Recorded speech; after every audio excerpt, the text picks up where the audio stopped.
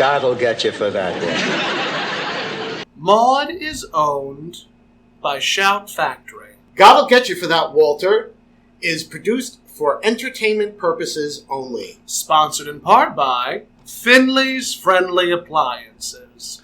Hello, everyone, and welcome to another episode of God'll Get You for That, Walter. Will he? Will he really? Not in this episode. Not in this episode. In the next episode. Oh, good. I actually wrote "God'll Get You" for that when I did this episode. I wrote it in. You did? I'll tell you when. I'll tell you when. Okay. So, welcome to "God'll Get You for That, Walter." My name is Tomcat, and I am joined by the ever-present, the ever-delightful, the ever-wonderful Miss Toni Homeperm. That's me. And this is "God'll Get You for That, Walter." I've said that 3 times already. I know. Where we discussed the You are just hammering it into the listeners. Just pummel them with it. That's right. For crying out loud. This is that show that I just mentioned 3 times, Yes. where we discussed the 1970s sitcom Maude. And today's episode is Maude's Facelift Part 1. Part 1. Which originally aired on October 2nd, 1973. And it's interesting. I actually told this to Toni when we recorded last week, that Part 1 and Part 2 were written by 2 different people. Mm-hmm. So, both episodes were directed by Hal Cooper. But Norman Lear, Susan Harris, who famously also wrote a number of Golden Girls episodes, and Bob Weisskopf was the story editor. But in episode 5, Rod Parker took over for writing the second part of Maude's Facelift. So that's just interesting. I'm interested to see how the 2 compare. Yes, it's quite interesting because I've always wondered about that. Because there's still got to be an overall arc to the entire storyline. I mean, correct. I'm assuming producer like Norman Lear and I guess the story editor would sort of say, well, you've got to get this is part 1. You've got to get us from here to here, and the other person you've got it from there. You've got to get us here to the end. And the way that I described it was part 1 was very serious, but still with a mix of comedy. Yes. It was a nice balance. Oh yes. Whereas episode 5 was pretty exclusively funny. Mm-hmm. There was very little seriousness. There was very little. It was more. You'll all hear and see the difference because it will be addressed. We'll get there.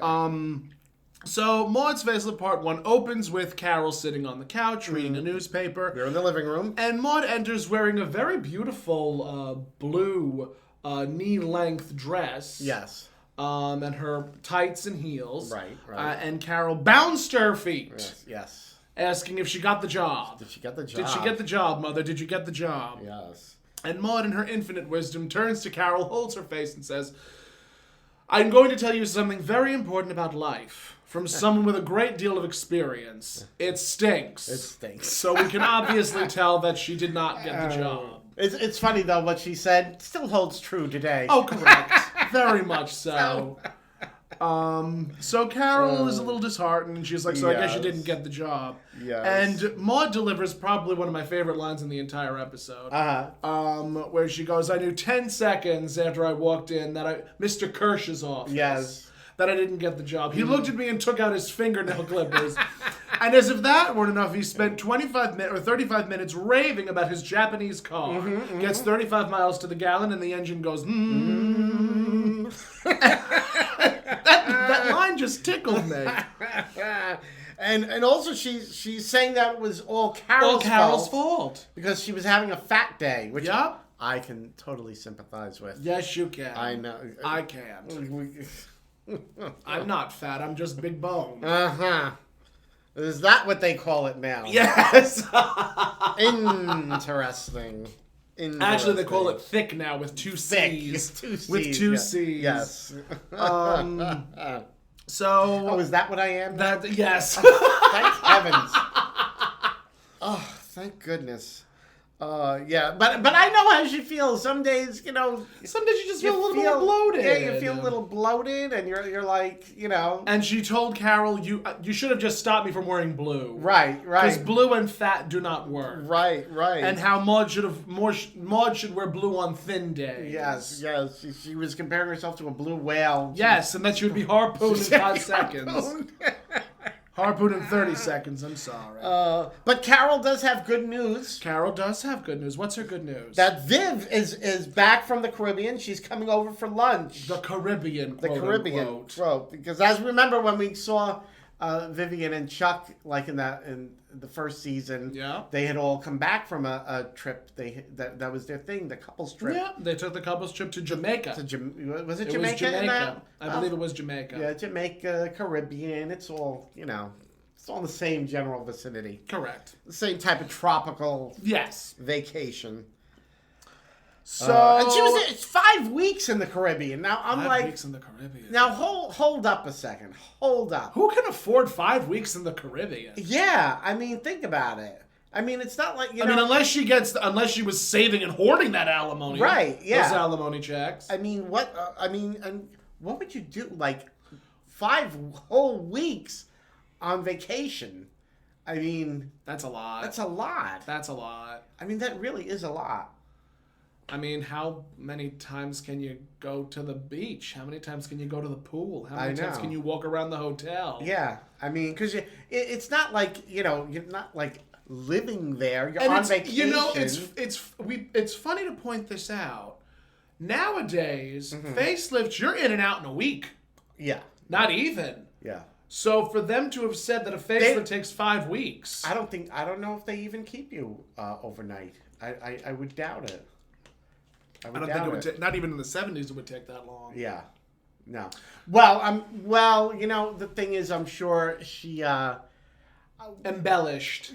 Yeah, I mean, it wasn't that she was in the hospital all that time. She was, there had to be like the healing time before she was like ready to, debut the new face. I wonder how long healing time is for a facelift. I'm sure it's a couple weeks at least. You think? At least. I'm sure it depends on the on the person and how extensive the surgery was. But we are getting a little ahead of ourselves. Yes, we are. We are getting a little ahead of ourselves. What was going on with Viv? And she had a secret to tell them. Wasn't that it? Isn't that what Carol told Maude? Secret. And Maude immediately says that it's a man. It's a man. It's a man. Vivian found a man. A new husband or a lover. Or even an old husband. She wanted to know if she had giggled. That tickles me. Because apparently that's Vivian's tell. That's her tell. If she giggles, that's the giveaway. It's when she giggles. If she giggles, it's about her man, and that's why Chuck divorced her. Yeah, she only giggled twice a year. Only giggled twice a year. Exactly. Yes. I will say this, and I apologize ahead of time, but apology not accepted. As we were watching the episode, I was quoting along with a lot of Maude's dialogue. You don't mind that? Oh, I don't mind that at all. I know that there are some people that mind it. So I figured I would just dot my I's and cross my T's. Because if we were watching Are You Being Served? You would be quoting along with it too. We'd both be quoting along with it. I do it when my husband and I watch when we're watching Are You Being Served, I'm constantly quoting. That's phenomenal. That makes my heart so happy. See, the apple doesn't fall far from the tree. The apple doesn't fall far from the tree. You really are my daughter. I am your daughter. I really am. Well, I can't wait for the wedding when I'm actually seated next to your mother. And we can compare. And you can compare notes. So one of the reason why I was quoting along with the dialogue so much is because this was one of the first episodes that I did for Maude Live. Right. Because before God'll Get You for That Walter came to fruition, I was like, I want Maude to be brought back into the public eye.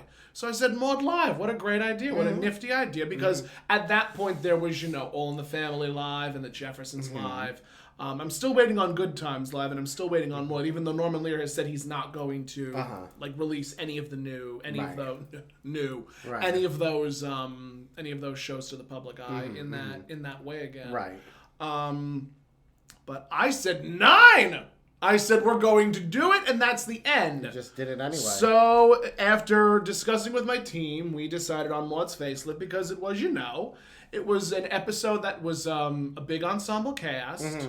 And it was all relatively clean dialogue. Mm-hmm. Relatively clean dialogue. Mm-hmm. Well, there were a couple of jokes hither and thither in the episode that are a little cringe-worthy, but we'll get to those. Yeah.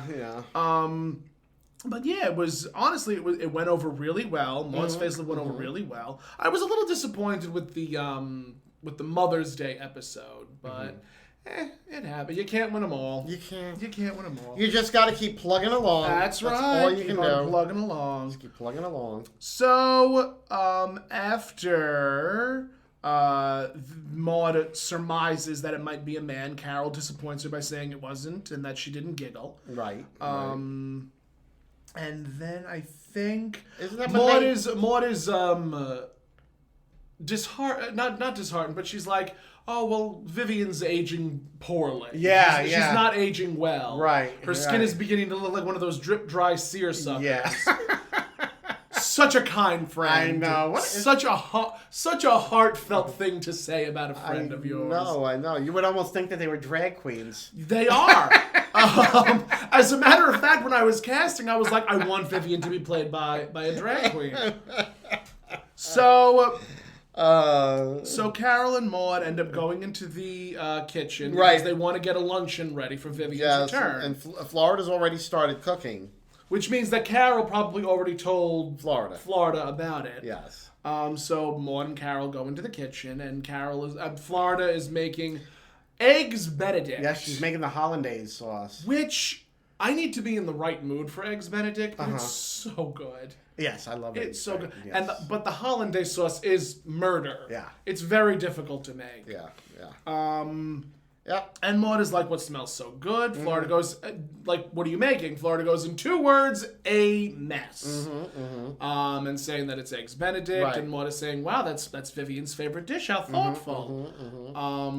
And Florida's like, better hold off on the congratulations. This sauce is very difficult to make. It's murder. Yeah. Whoever heard of a dish where it's eggs covered in a sauce made out of eggs? Yeah. And I think it was also during the 70s where, like, the hype was, don't eat too much eggs. They'll clog your arteries, and you'll die of a heart attack if you eat too many eggs or too much. Yes, back in the 70s, that's when you first started hearing about cholesterol. Yes, that was like when everybody got on this thing about cholesterol.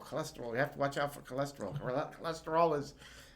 And then in the 80s, it became the incredible edible egg. Yeah. Yes. So the Surgeon General is definitely grain of salt with the Surgeon General, but not too much salt because again, heart attack. You know what else became big in the 70s was crepes. That was a whole really. Yes, that was. I remember that was a whole big thing when I was a kid. I remember that people started having like parties where they make crepes. Crepes became very in fashion.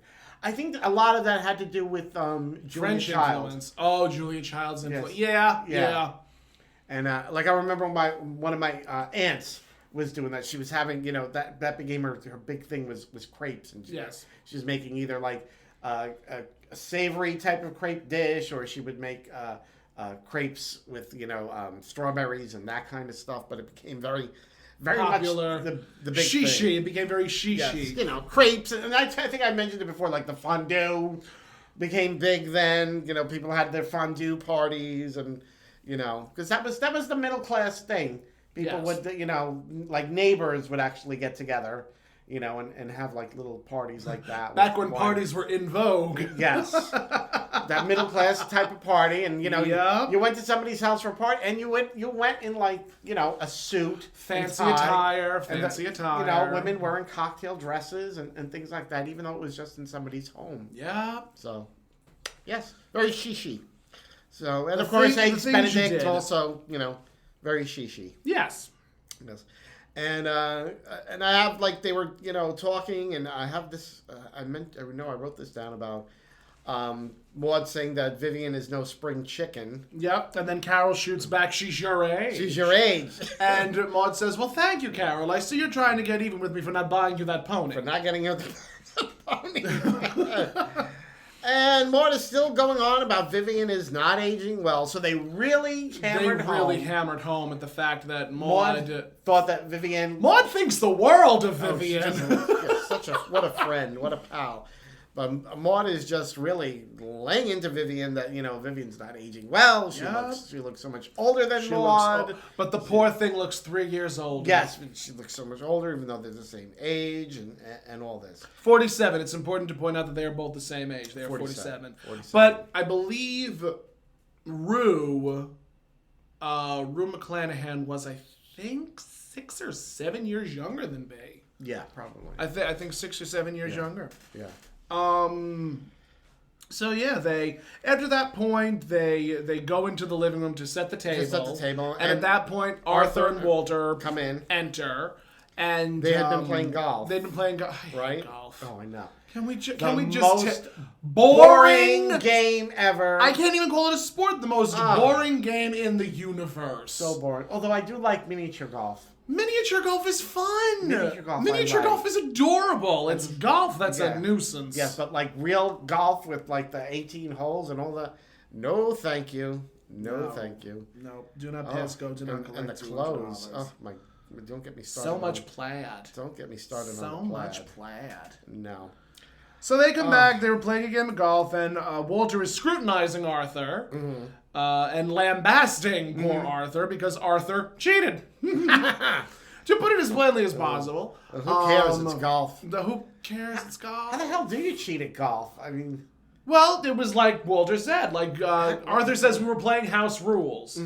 And Walter goes, like, that means that you can move your ball if you accidentally tap it. Oh. And Walter says, yeah, you can move it, but not out of the sand trap and onto the green. Right. Yeah, well, so that would be cheating. So Arthur, in true to form fashion, is just Arthur's a dick. He's a dick. Arthur's a dick, plain and simple. And he gets progressively worse as the episode continues. Yeah. So Maude tells them that Vivian is back. Coming back, yes. And Walter and Arthur break into a theme of Hooray for Vivian in the style of Hooray for Hollywood. Yes. And she calls them Heckle and Jekyll for, being Heckle and Jekyll. Yeah, and she tells them that Vivian has a thinks surprise. It might be a man. She tells them that Maude tells Walter and Arthur that it might be a man. And Arthur says, does that mean I lose my invitation to dinner? To lunch. Right. And, Maude says, no, Arthur, of course not. To the only man I know who joined Select Date and got stood up by a computer. Yes. You can stay. I'm assuming that was another big thing that happened in the 70s was Select a Date. Yes. Where you would send in a picture and then get a blind date out of it? Computer dating. Yeah. Where, I think you would actually go to an actual place and you would fill out, a questionnaire.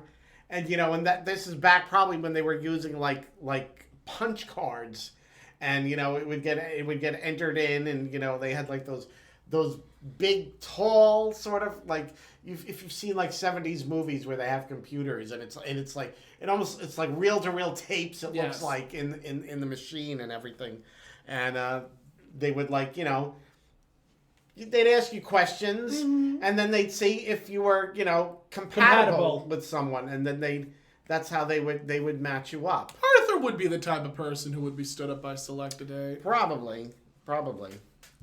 So now you get, you just get, what is it? Which is the bad? Swipe left or swipe right? I'm tired of figuring that out. But I know I think you swipe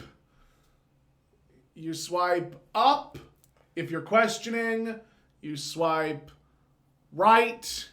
If you don't want them, you swipe left if you do want them. Okay, so that's how I think. So I guess he was swiped right. I don't know.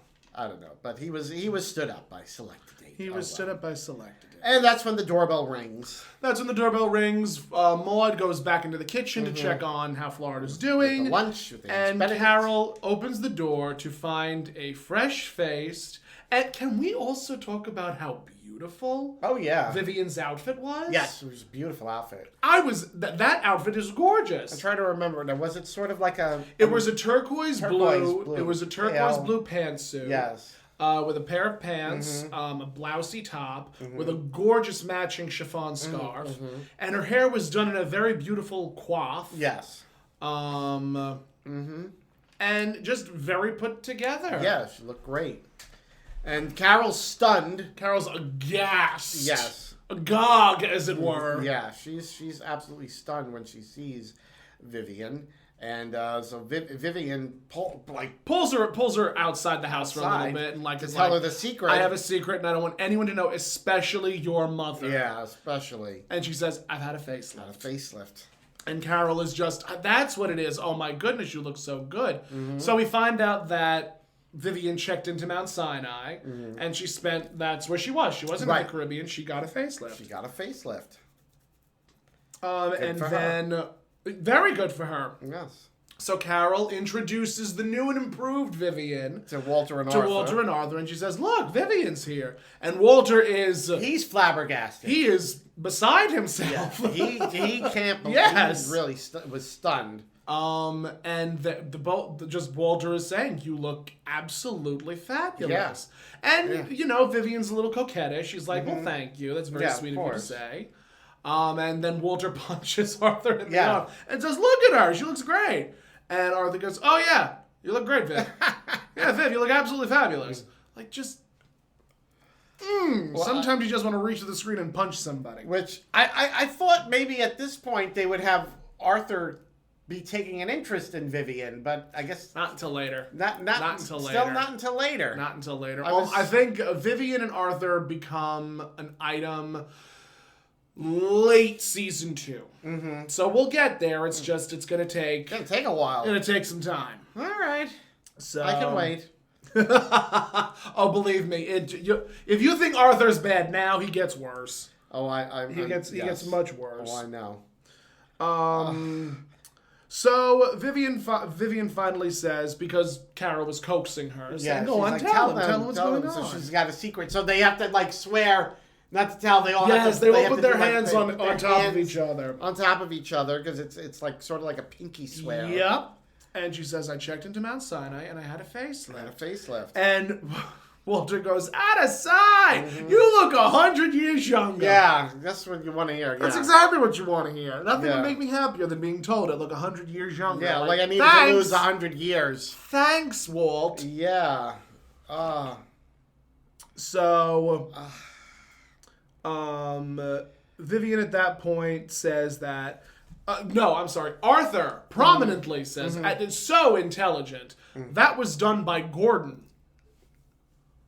Vivian looks quizzically. Yeah. Gordon? What are you talking about? And Arthur just goes on this tirade about how, you could always tell Gordon's work. The man is an absolute miracle worker. Just continuing to dig his grave deeper and deeper. And he says, that's how you can tell Gordon's work. That's... So, after the whole Gordon situation, and Carol is, throwing it in his face, you thought she took off her glasses. Yeah. Because that's what Arthur thought. Because at first, Arthur thought that Vivian just took her glasses off. And Vivian was like, I don't wear glasses. So, Vivian ends up saying to Arthur, it was done by Dr. Wartimer. Right. And, Arthur, again, in his infinite wisdom, says, Wartimer's much better than Gordon. Yeah. And it just... Arthur. Oh, Arthur. What do you do with a problem like Arthur? You don't. You watch him become a congressman. That's what you do. My lord. So, Wartimer is much better than Gordon. You can always tell his work, because all of his patients look like they just took their glasses off. Right. Never at a loss for words. And Carol says, you ought to try it sometime, Arthur. So, and then I think they get to, the story of why Vivian decided to do it. That was right before, that was right after Vivian was like, can you, does it look bad? And Walter and Arthur are like, no, nobody can tell. Absolutely no one in 100 years can tell that you've had a facelift. Right. And who should walk in the door from the kitchen but Maude? So happy to see Vivian, and the shift was instantaneous. Yes. Just to go from Vivian! My God, you had a facelift. Yes. Just that drop. Right. No one could tell except Maude. And she knew instantly. So Maude is aghast. Maude is very much beside herself, saying, "You didn't need it. We both agreed we didn't need a facelift. Right. Why did you have it done? What's the deal?" Right. And Vivian says, "I was tired of looking 47." Right. Which, I mean, let's look at Vivian and where she is right now. She's recently divorced. Mm-hmm. She wants to re-enter the dating pool, and she's 47 years old. Now, even during the 70s, I would imagine that a 47-year-old woman would have a very difficult time trying to find a mate. Oh, very.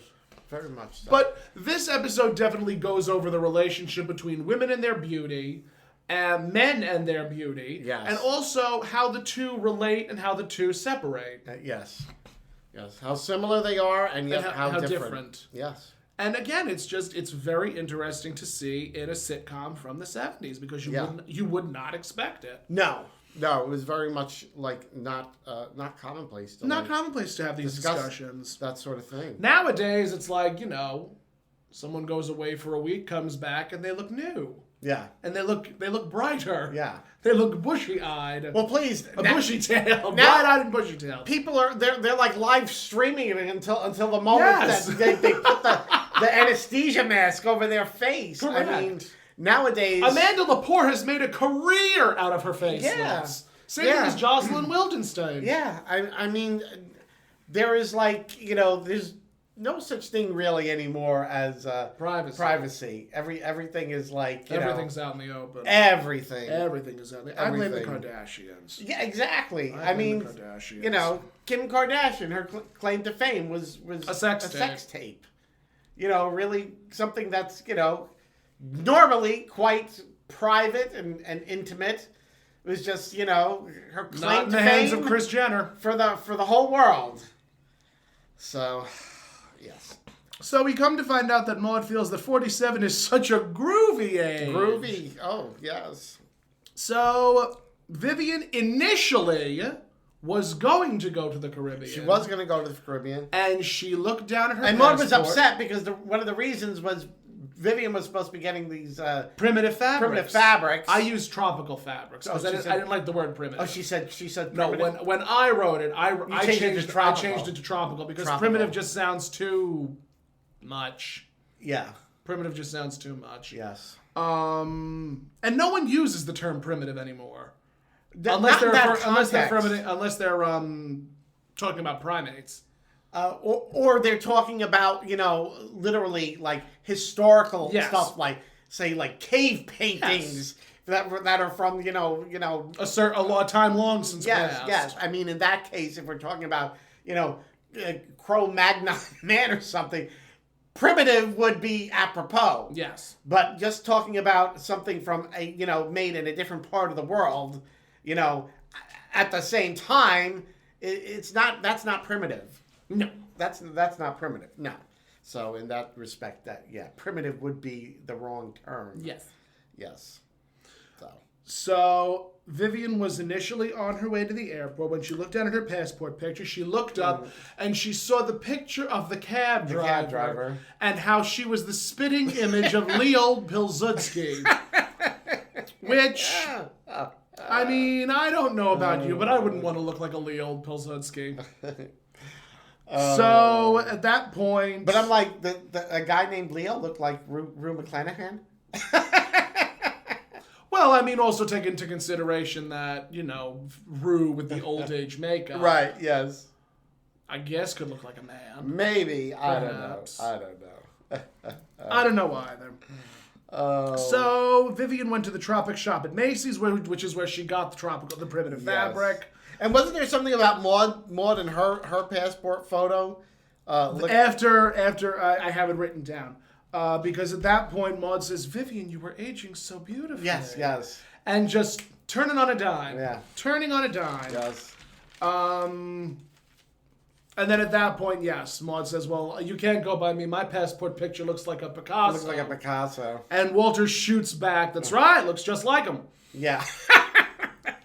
And it was when I did... That would have been a perfect place. Exactly, that's where I did it. That would have been the perfect place for a God get you for that, Walter. When I did Maude Live, that was where I put it. That was the perfect... That's where it should have been. Yeah. So then... After that bit of dialogue between Maude and Walt, that exchange, because Maude just shoots daggers at Walter, Maude goes back. Maude says, "I'm going to go back into the kitchen and check on." No, before that. This is where Maude starts her thing about because the Vivian wood her. and the looking like an antique. Maude attempts to go back into the kitchen. Vivian says, "Well, wait, no, don't go. Like, tell me what you think. Like, did I do the right thing? Do I look okay? I did. Vivian is just like very taken aback because she wants her friend to be supportive. Yeah. And her friend is very clearly not. Not supportive at all. Yeah. So at that point, Maude has one of the most beautifully insipid monologues where she goes, "Vivian, you've always been stunning, but it's like the grain of the wood of a really fine, authentic antique." Now, first of all, you're calling your friend an antique. An antique. You're saying that her skin looks like the grain of wood on an antique. Yeah. And Vivian's like, "Well, what do you mean an antique?" And Maude's like, no, that's not what I mean. It has a depth, it has a history, it has a patina. You wonder where it's been and what it's been through, but then there are some people that will take that same antique and sand it. And she proceeds to say with the utmost sincerity, "Vivian, you are a stunningly beautiful antique that has just been sanded." Yes. The depth and the history is gone. The depth But then again, gone. Age matters to you, Viv. It's never mattered to me. Yeah. I accept my age. Right. Okay. Yeah, she's all right, Maude. She's so happy for her. And that's when she goes in the kitchen. Initially, she says, because Maude says, "Truly, Vivian, I am happy for you. Truly, truly happy." Maude goes into the kitchen, says to Florida, "Oh, Florida, that witch has made me look 110 years old!" And falls into Florida's arms. Yeah. And that's when we cut to commercial. That's where we would have the commercial. And when we come back... Maude is now in a very different outfit. Oh, was she? I didn't even. So she initially started in the blue dress with the pantyhose and the high heels. When we came back, she was in a pair of brown slacks, a brown turtleneck shirt, and a tan checkered button-down. So I'm like, why? Why did we do that? I mean, I don't know personally, but I just found that very interesting because I remember watching it and I'm like, wait, do I have to also be in something different or can I be in the same outfit? These are the things you think about when you're putting on a production, kids. Well, I guess they probably had their whole luncheon and they had the luncheon. Maude got changed for it? I guess, yeah, maybe. I guess? Maybe. I don't know. That was kind of a hostessy kind of a thing, I guess. I guess so. You like know. change out of the daytime outfit and get that was like the outfit casual. She wore to go on a job interview. Yes. So I guess now she was changing into something more hostessy. Yes. That's probably the reasoning. So when we come back, Maude is holding up this beautiful green floral print against herself. And Vivian's like, "I don't know. I don't think green's your color." Right. And Maude shoots back, "What if I wore it over my face, Vivian?" Yeah. Because at this point, Maude is just upset. Yeah. Maude is upset, and she shows her frustration in venomous sarcasm. Oh, yeah. Because I do the same thing. Yes. So... well, Vivian says, "Why don't you try the red?" Try the red. So she holds up. I have a fabric very similar to that, and I want to make I want to try and make a beautiful like Maude type outfit out of it, like a long vesty jacket with a pair of pants. Right. I want to do that so bad. I do. No one's stopping you, pussycat. Except myself. Except yourself. So Maude is like, she's looking at herself in the mirror and she's thinking... And red is a very good color on me. Yeah, and she's saying, "Oh, red is my color." And then Vivian sticks her head in, and all of a sudden now she hates it. Yep. And that's when Vivian like calls her out, saying like, "What's going on?" And Maude lets her have it. Frankly, Vivian, it's that remodeling job. Why did you have it done? Yeah. And this scene deals a lot with, women in the dating world and how beauty and aging women in the dating world. Yeah. And it's very interesting to hear both sides, because Maude obviously is a already married woman. Right. The only person she would really need to make herself look more attractive for is herself. Right. Whereas with Vivian has made herself look more attractive for the sake of marriage, dating, and being more socially accepted. And it's very interesting. I don't think any sitcom at that time was having that conversation. Oh, no. Maybe Rhoda? Yeah, although the thing is with Rhoda, she was still a young woman. True. She was very true. A young woman. She was in her late 30s, right? No, I think Rhoda. Well, probably when we first saw her on Mary Tyler Moore, it was probably late 20s. Okay. So maybe like when her own sitcom, her spinoff started, she was maybe mid-30s. Maybe like supposed to be like just like early 30s. Okay. I think is probably where makes sense. I don't think they ever explicitly said an age, but I think that's what they sort of alluded to. Yeah. So I mean, that was another thing. In Maude, they explicitly mention age. Like, they would say that Carol's 28, Maude is 47, Vivian is 47, Walter is 50. I don't think they ever mention Arthur's age or Florida's age. No. But I know that they've mentioned the other three women's age a few times. So Vivian and Maude are now about to get into an argument when I think Florida enters. Oh, it was even before that though, because Vivian was she was calling Maude out, saying that Maude has a husband. Yes, it's very easy for you to sit doesn't matter how she looks. And Vivian is saying that she has to... Thank you, Vivian. When your new face falls, don't ask me to pick it up for you. Right. And Vivian is saying that, she has to... she's now have to compete with younger women to, in the dating world. It is a jungle out there where only the young survive. Yeah. And Maude is trying to tell her that there's more to life than getting a man.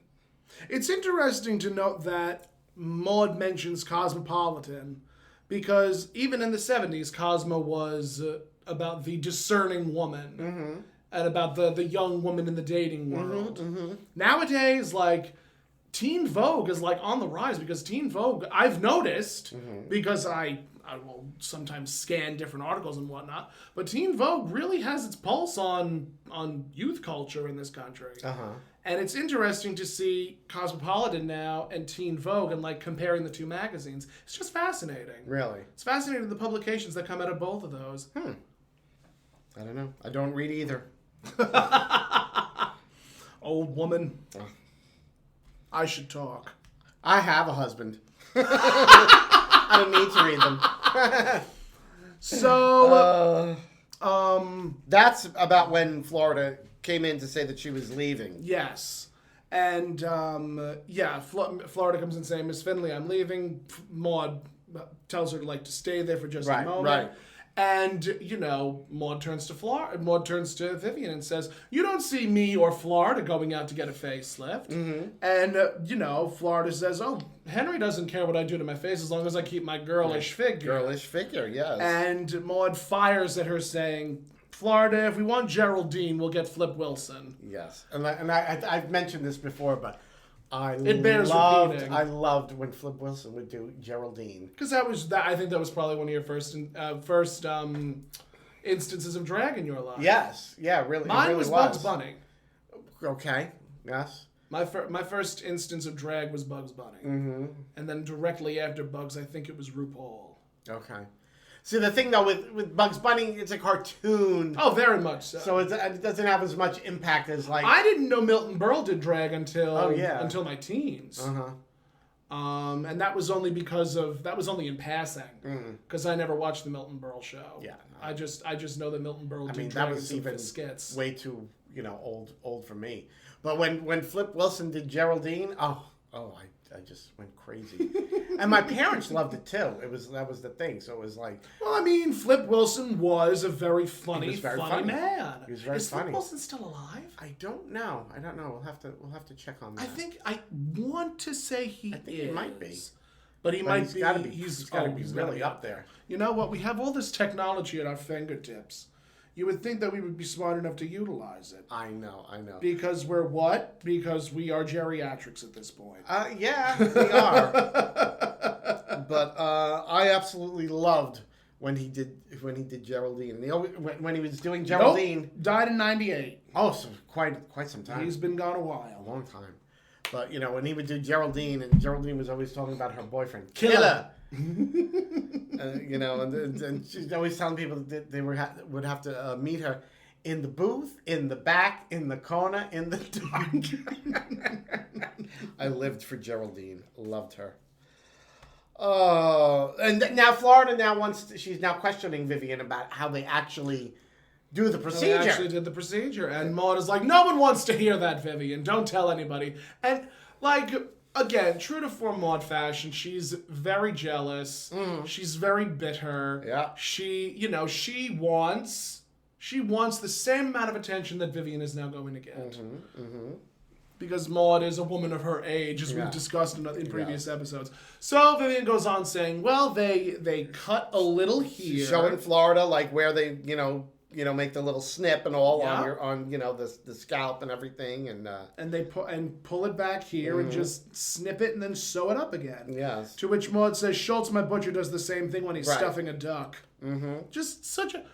Everybody should have a friend like Maude. I know. They really should. Well, I have you, so I'm good. Thank you. Thanks, I needed that. It's like in the checklist. Friend like Maude, yes, check that off. See Tomcat. That's right. So at that point, Maude says to Florida, you wouldn't even think about getting a facelift, would you? And she says, we don't even straighten our hair anymore. And then she proceeded to say a line that could be considered just a little cringy by today's standards. She says, what does she say? God also didn't give us wrinkles. Wrinkles, yes. And she said, I think he figured he gave us enough problems when he made us black. Yeah. And, it's interesting how that style of comedy has, developed and evolved by today's standards. And when I did Maude Live, I cut that line out. Oh, you did? I just cut that line out completely. Right. Right after that, I had Florida say, well, I'm off, goodbye. And that was the end of it. Just because I didn't know how that line would be received. Sure, yeah. But there was another line that I actually kept that could also be perceived as problematic. Cringy When Maude and Florida were talking, I was going to say Morida and Flawed, because my dyslexia likes to show up every now and again. But when Maude and Florida were talking, Maude was talking to Florida about Vivian's housekeeper. Yes. And because Florida called Vivian's housekeeper a maid. Yes. And Maude turns to her and says, no, Florida, housekeeper, not maid. Yes. Now stop being a racist. Right. And Florida shoots back saying, her housekeeper's white. Right, yeah. So then Maude says, oh, that's right. Then her maid drinks. Yeah. And it's just, again, even in an episode focusing on a facelift, there are still being these, tiny little, I guess, politically motivated jokes and racially, oh my God, racially motivated jokes. And it's just interesting to see that evolution through time to, where we were with 221 and Family Matters and Good Times and Living Single, to see all of those jokes still sort of being made, but in a much more politically correct fashion. Yep. So it was it was definitely interesting for to say the least. Yes. And then there was something about Maude is telling Vivian basically sort of to stop recommending the facelift, and she's like, when you had the hysterectomy, you were recommending them to everyone. So much to everyone. Walter almost went out and got Walter. one. Got one. I mean, that joke also makes me laugh, especially when, remember in Golden Girls? Yeah. When Sophia was having a discussion with one of her patient friends when she was doing the candy stripping. The woman had said, my husband's going through a prostate surgery, so I'm real nervous. Right. And Sophia turns to her and goes, oh, I went through that years ago. You're going to be fine. And the woman turns to her and goes, wait, you had the surgery done too? And I think Sophia said, what do I look like, a cross-dresser or something to that effect? No, my husband went through it. And I always tickle and delight in anatomy jokes like that that are very adult but still very literate. So at that point, Vivian starts now accusing Maude of being jealous. Yes. That's when they really... Yes, Maude turns to her and says, me jealous of someone of a face that looks like a fitted sheet? And she, runs downstairs, not even giving Vivian a moment to discuss what she's supposed to. Right. Because Vivian's like, wait, did you just say a fitted sheet? And they're really going at it now. Yep. And then we cut to Carol in Florida, exchanging goodbyes, and Florida leaves. Yep. And as Maude is storming down the stairs, Vivian's like, that's it, isn't it? You wish you had, in a very sing-songy, type way. Right. You wish you had one. Maude throws the bolt of red fabric down the stairs. Right, yes. To make like a red carpet. And says, there you go, Miss Teenage America. Walk down the stairs and right out of my house. That's right. She's now kicking Vivian out of the house. And Vivian leaves. Vivian does leave. She walks down the stairs and Carol's like, what's going on between the two of you? Right. And, Maude's like, she's insane. Absolutely out of control. I don't know the next line. I do know the next line, but I don't know the next line. I think what's going on is now Carol is now asking Maude if she wants a facelift. Yes. And Carol is, and there was discussion about the women's liberation. Yep, feminist movement. Because at that point, if a woman wants to make herself happy, she should do what makes her happy, and if a facelift makes her happy, she should do it. And that's what Carol tells her. That part of the feminist movement is that a woman has the right to do. Has the right to choose. To choose. And woman has the right to choose. And to do, if there's something she wants to do, she should have the freedom to do it. That's right. So, and I just love the line before Vivian left where Vivian was just like, she can't admit it. She wants one too. Yes. Someone shoots back. Don't scream, Vivian. Your cement might not be dry yet. And that's whatchamacallit. That's what causes Vivian to storm out. But then, Carol and Maude are now sitting on the couch and having a very sensible, intelligent conversation about facelifts, womanhood, and how even men are getting their teeth capped, getting their hair, dyeing their hair, getting facelifts. And Maude says, oh, come now, Carol. Maybe 2 men in America are doing that, and they're probably living together. And in that case, she would not be incorrect. She would not be incorrect. So, would you have a procedure done? That is a very good question. I know. So I had to ask. I've definitely given it thought because as I continue to age and I start to see the wrinkles in my face, there are things that I would want. If I was going to do anything, I would do one of two things. I would get Botox injections in my upper lip to stop the sweating. Well, that's not really like a procedure. But I would also do something like maybe I would do a lift on my forehead just to get rid of this one gigantic wrinkle here. Okay. But surgeries are expensive. I know. Yeah. And insurance does not cover it. That's right. Insurance will not cover cosmetic. Does not cover cosmetic. So anything you want, you have to pay out of pocket. Completely yourself. One of the things I also want to do is have my teeth done, because I suffer from overcrowding, and because I also grind my teeth, it's gotten to the point where like the bottom teeth are starting to get a little janky. Up here is starting to get a little janky. Like this tooth is starting to like recede a little bit, and you'll only see it like if you really pay attention to it. But at the same time, like I was once beautiful and young and perfect, and then age happened. and now I am soliloquizing. I'm monologuing about how ugly I look, and now look wasted away to practically nothing. Well, that's the thing. We all see things in the mirror that we don't like. Do you love that there was something that was done a couple of years ago, I think, maybe even a couple of months ago, where people would describe how they looked, and then someone would stay in a room with them for about, I want to say 15, 20 minutes, and they would just stare at them and like get the picture in their heads, and then would describe that same person to an artist.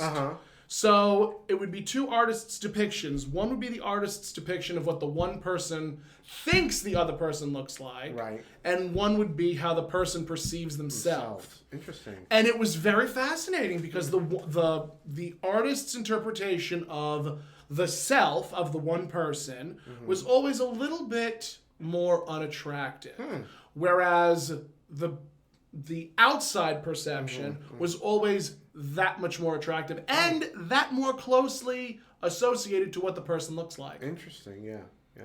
So it's very interesting how we perceive ourselves. Yeah, I know. Very interesting how we perceive ourselves. The mirror does have two faces. She does. See, for me, I would love to get my neck tightened because I see that starting to like.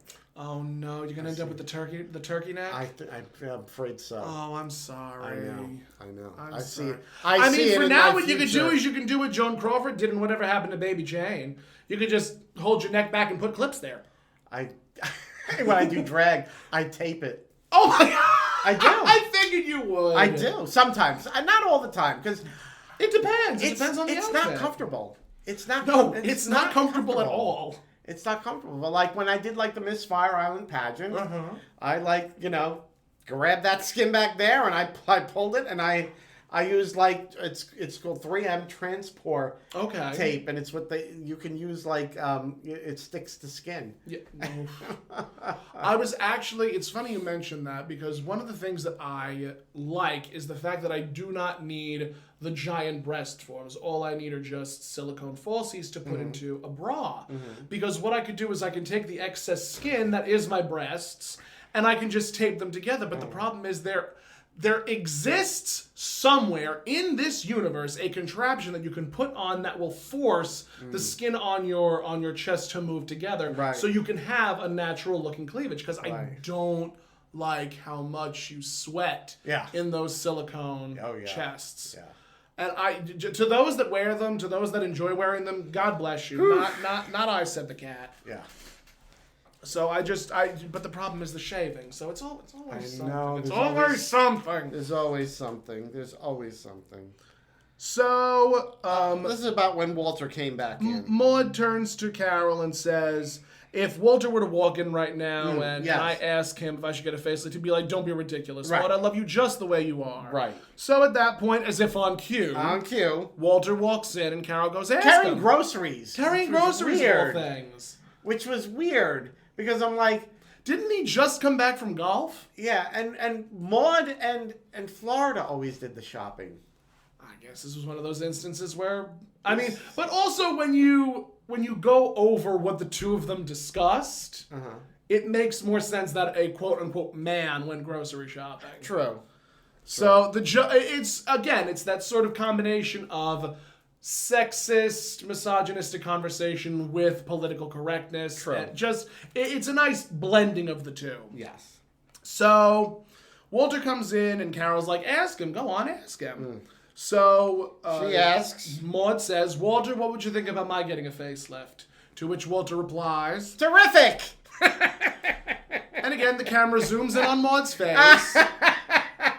And again, just B. Arthur is sitting there, just great. This is wonderful. So Carol Carol says, battle stations, everybody. She runs upstairs, and then Maude takes it a heavy sigh, goes into the kitchen. And Walter is just labeling all the things. The rye bread looked so good. Who needs three loaves of rye bread? Right? How much rye bread can one person eat in a week? it's too much. It's gonna That's go a bad. lot. It's gonna lay like lead in your stomach. I mean, unless you're freezing some. That's the only Or thing you're having a lot of dinner parties. Yeah, or lunches. Or a lot of I don't lunches. know. So, Maude is like, why are you insisting insisting I get a facelift? Yes, because Walter's doing his thing. He's got the garbage bags. He's got the rye bread. He's got eggs. Just everything. He bought everything. And Maude just confronts him. Why are you insisting that I get a facelift? Yes. And Walter's like taken aback by what are you talking about? Because again, this is another one of those instances where everybody but Maude is the logical one. Yes. And she's like, you hate my face. You live with a man for 5 years, suddenly he hates your face. Yes. Because Walter says, I thought it would do you some good. Right. To which Maude looks at him incredulously. Mm-hmm. And, Walter says, I thought it would do you some psychological good. Mm-hmm, mm-hmm. So she takes it. I have put down the avocado. So I think she was... Didn't we have pig's feet before the avocado? It was put down the avocado, and then Maude says something about... Oh my God Almighty! I wrote all this down, but I cut out. The problem is I cut out a lot of that nonsense because we didn't have the props for it. So yes, at some point, Maude like slams her hand down on the counter and she puts her hand on a thing of pig's feet. Pig's feet. Have you ever eaten pig's feet? I have not. However, my father enjoyed pickled pig's feet. My mother and I would be like retching at the thought. That's disgusting. That is an interesting taste. Yeah. There's quite a few like Italian quote delicacies they might call them that I am just like no. Pig's feet, tripe, and sheep's head. I don't know. Sheep's head I know is an Italian delicacy. Yeah. Not pig's blood. Ox blood? Could be. Blood pudding. That's blood what it was. Blood pudding. My husband Frank, he said like when he was very very little, I think his grandmother made blood pudding. Yeah. And he ate it as a kid. But then as he got a little older and he found out what it was made from, he didn't want it. But I think he said it tasted like chocolate pudding. I would imagine that. Yeah. I can imagine that. But I mean, also, it just doesn't sound sanitary. I'm just like, oh, no. That just doesn't. But, yeah. But there's different strokes. A lot of peasant food. Oh, very much that, used like. Whatever they could get their hands on. The parts that, the wealthier people would not eat. They ate. Well, no, because in the upper portions of Italy, it'd be polenta. And then in the lower parts of Italy, it would be, pasta with peppers or... Like pasta puttanesca was just that. It was peasant food. It was whatever you can get your hands on. Just throw it into a pot and boil it. Well, actually, pasta puttanesca is horse pasta. Yeah, horse pasta. Yeah. Because there's different stories, but one of them was that, like, the ladies of the evening, they would throw that together to lure customers. Yes. So yes, I mean, I too would do something like that. I'm sure you would. I would do that without hesitation. I'm sure you would, pussycat. Oh. So Walter and Arthur are engaging in a battle of the sexes. What did I say? Well, you said Walter and Arthur. Walter. Oh my God. That's Walter and Maude at this point. It's Arthur that always trips me up because again, B. Arthur. There you go. Whatever.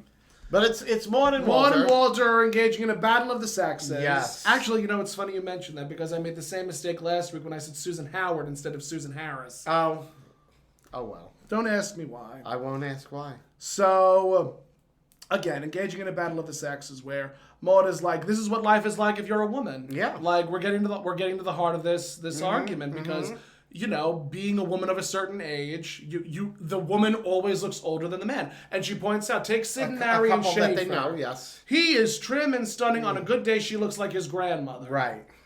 And he's like, well, of course he tries to keep his shape. Yeah. And Maude's like, yes, of course he tries to keep his shape while that poor woman is at home moisturizing herself to death. And she says, it's always the woman. And then she says to Walter, come here, I want to look at your wrinkles. And Walter's like, you've seen my wrinkles. I'm okay with my wrinkles.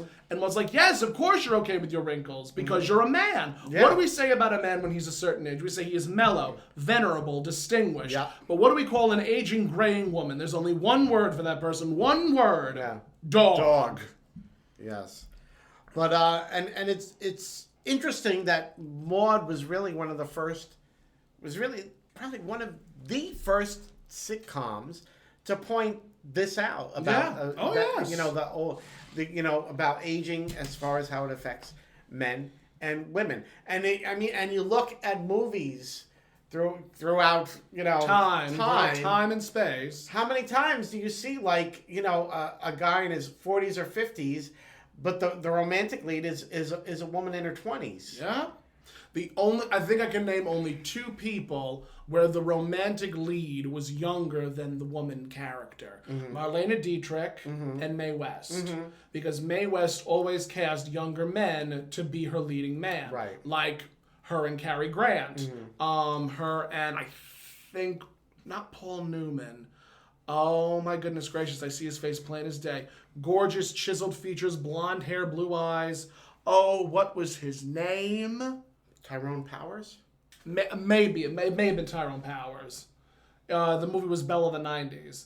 And it was her and just, I see his face plain as day. I just cannot remember his name for the life of me. But she was one of the only actresses that I can think of off the top of my head that she was the leading woman and her leading man was younger than her. And I think also Marlene Dietrich. And those are the only instances. Two actresses. Whereas you see Clark Gable with Jean Harlow, Clark Gable with Claudette Colbert, Ingrid Bergman and Humphrey Bogart in Casablanca. I think Ingrid Bergman was far younger than Humphrey Bogart at that time. Yeah. And Key Largo with, again, Humphrey Bogart and Lauren Bacall. Lauren Bacall was, I think, a teenager, and Humphrey was, what, in his 30s? I think older than that. Yeah. So it's very interesting, and I'm again very thankful for Maude for even having these discussions. Because if it wasn't for her, the conversations just wouldn't be happening. Yeah, but I mean, we can continue to see that in movies. Oh yes, it's like the. But they're trying to even the playing field a little bit more. Yeah, but I mean, what was it? I don't remember what the movie was, but it was a Sean Connery movie, and Sean Connery was probably. He's probably in his 60s at the time. Yeah. And he was in this movie where with Catherine Zeta-Jones, who was only in her 20s at the time. I mean, also look at Catherine Zeta-Jones and who her husband is. Exactly. But it was like, I remember at the time it came out and people were calling it out because it's like he's old enough to at least be her father, not maybe her grandfather. And it's like they're like, I'll bring up the movie that I brought up. I think it was 2 or 3 weeks ago when I mentioned The Major and the Minor. With, again, cannot remember his name, but Ginger Rogers. Right. And it was, it was that story of a very, very young girl being taken in by this, major in the army. Right. And she, plays up the facade that she's a very young girl. She's a child. Yeah. And we come to find out, no. It was just her on the run. Right. And she was getting the child's discount to take the train. Right. And it's a very, just that age in Hollywood is very interesting. And it's slowly changing. It is slowly changing, but the change starts at the top. And no one at the top is ready to change until they die off. Yeah. Patience. We're waiting on that. But it's like, but it's always been very socially accepted for an older man to be with a much younger woman. And I think it wasn't until the late 90s, early 2000s when the term cougar started coming about, where an older woman. But again, why are we giving a woman a name? Yeah. The man never had the man never had, he was never only in the gay community when they would be called a silver fox. Yeah. And even then. Yeah. That doesn't have the same sort of gravitas that Cooper has. Although there was, the term sugar daddy, but generally I think sugar daddy was always used more so if pejoratively? More so if the younger woman was like a woman on the side. Yes.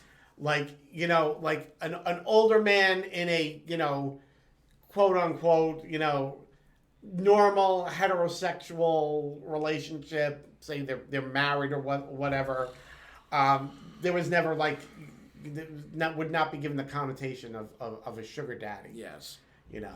But I don't know. But it's always been so, accepted. It's accepted. It's always been so much more socially acceptable for the older man to be with the younger woman, the much younger woman. Yeah. So, Walter turns to Maude and says, "There's an old expression: truth is beauty, beauty truth, and you're a wonderful-looking woman, and that's the truth." Right. And Maude says, "Is that true? Then how come, Walter, when I asked you if I should get a facelift, you didn't say, what? Mm-hmm. Tamper with perfection?" Right.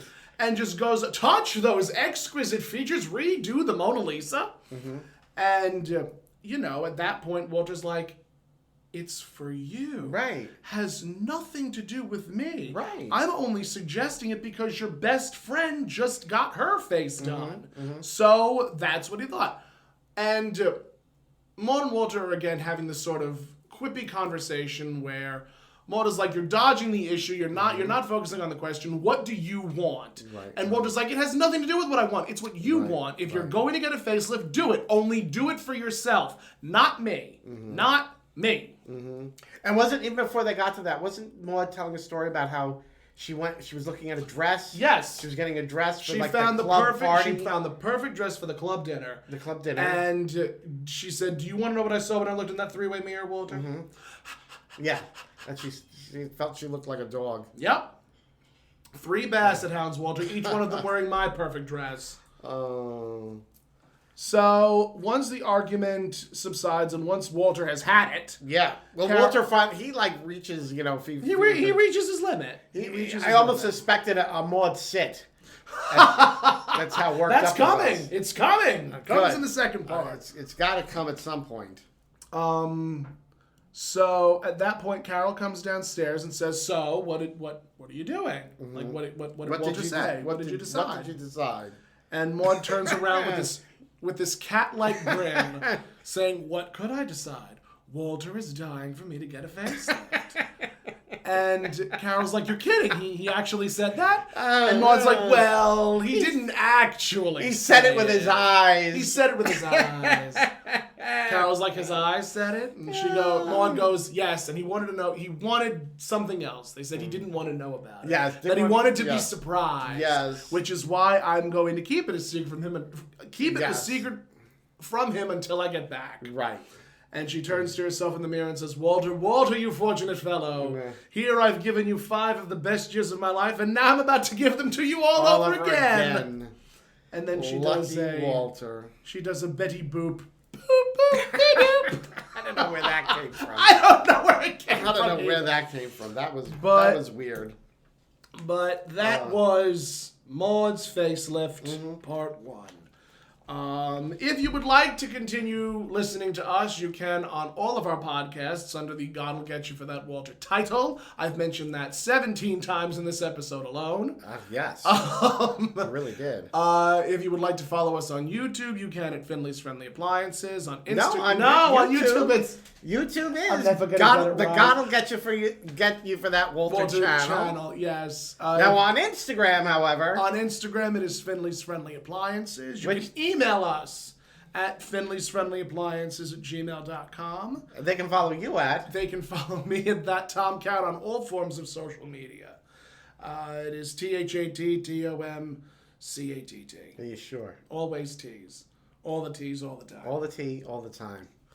And where can they follow you, my love? Oh, just look for Toni Homeperm on, the street corner. It's Toni with an I. Toni with an I. For a good time, call Toni Homeperm. Don't call her for a good time. We'll go straight to voicemail.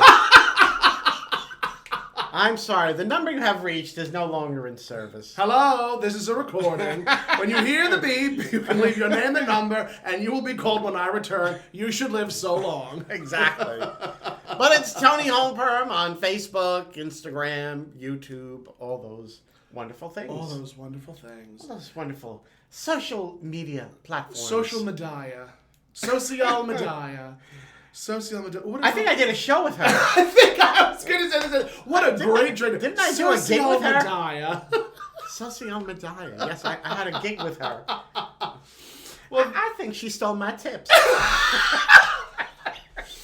Thank you so much for listening, and you'll listen to us again on another episode of God'll Get You for That, Walter.